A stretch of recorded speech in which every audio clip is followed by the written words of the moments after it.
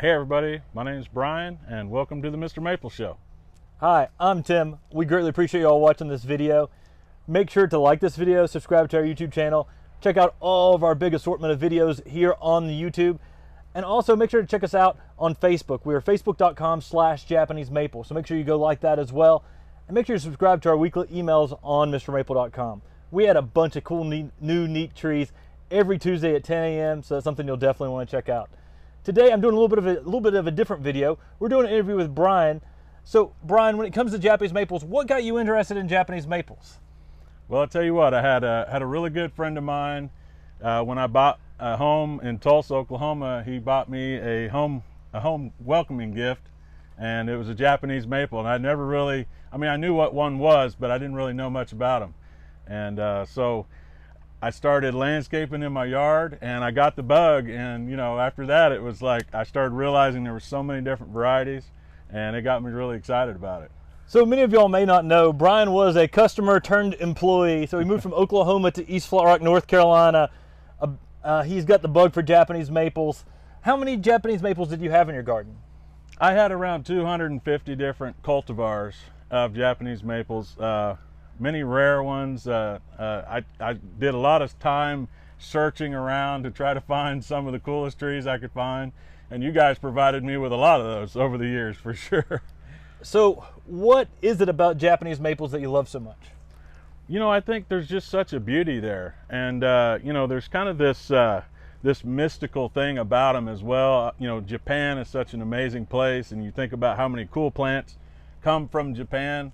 And when you just see one, that perfect structured Japanese maple, there's just nothing like it. And it just kind of got me into that world of plants, and there was so much to discover. You realize after a while there's just thousands and thousands of cultivars. So, you become this collector, and it's hard to know where to stop. Yeah, I understand it completely. That's how we ended up with our search and quest for every Japanese maple possible, and then trying to figure out which ones are truly different, and that's how the nursery sort of grew for us. Sure. So I totally understand that. So we've asked you this before, but since we're doing an interview, what is, out of all the Japanese maples you've had, what's your favorite?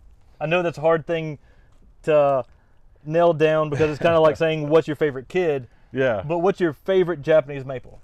Well, I'll tell you, there's so many of them. It's really hard to pick just one.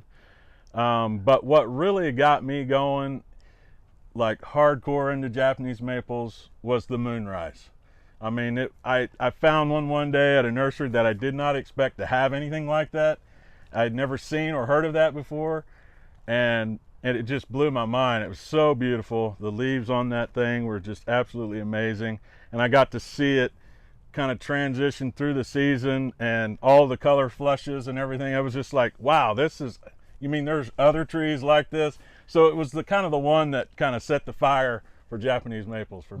That's an excellent one, Bob. One of our good friends, Carl. Absolutely, Carl yeah. found that plant and introduced it. That's a classic. That's one of the best full moon Acer Solomons that's out there. It is, yeah. And I kind of become to know Carl a little bit through that tree.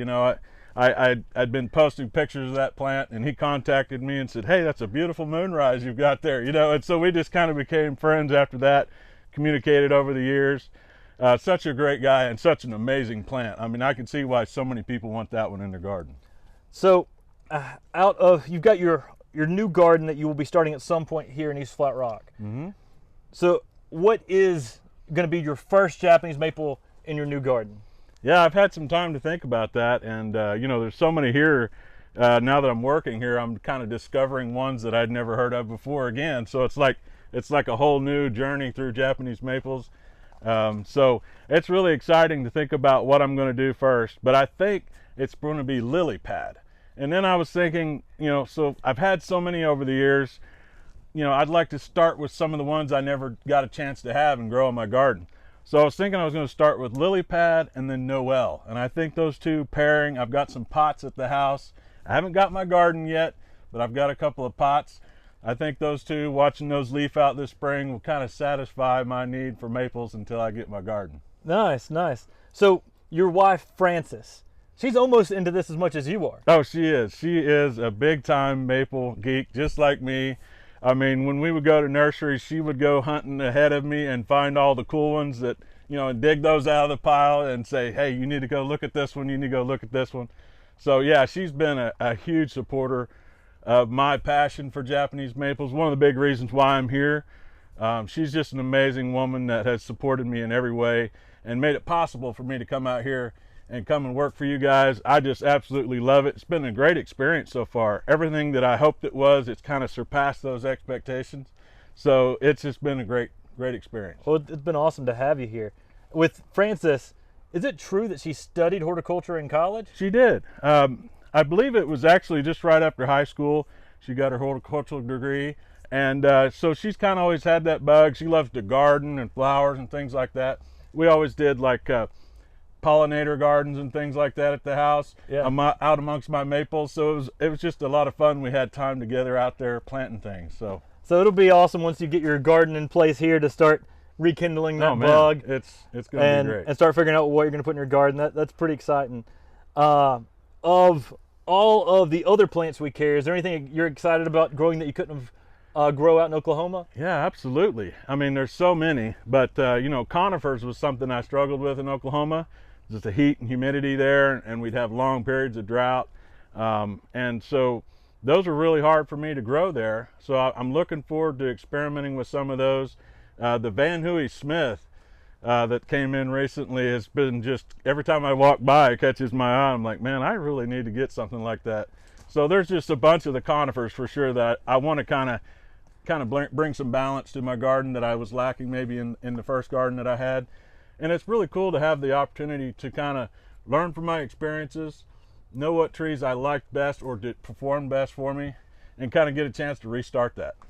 So if you've got tips for other maple collectors out there, what's your best tips for growing Japanese maples, where to find Japanese maples, all that? I think the biggest tip is to not be fearful of it. You know what I mean? Like when I first started, I felt like I didn't know what I was doing, and I was, but if you just go for it and research, get online, any questions that you have, or go to Mr. Maple Show here at YouTube and check out a lot of these videos.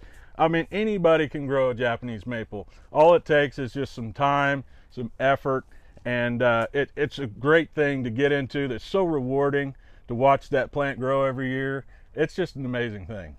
Well, I really hope you've enjoyed this collector's perspective on from Brian here at Mr. Maple. We greatly appreciate you watching this video. Make sure to like it, subscribe to our YouTube channel, and always check out our weekly emails. Yeah, and if you guys like this YouTube channel, make sure you like and subscribe it. I mean, we're putting out videos all the time here, trying to create some content for you guys that you're going to enjoy, something you want to come back and see this spring. And this spring's going to be wild. I think we're going to do some really cool videos this spring. We got a lot of gardens we're planning to go to. It's going to be cool. Well, take care. God bless. And have a great day.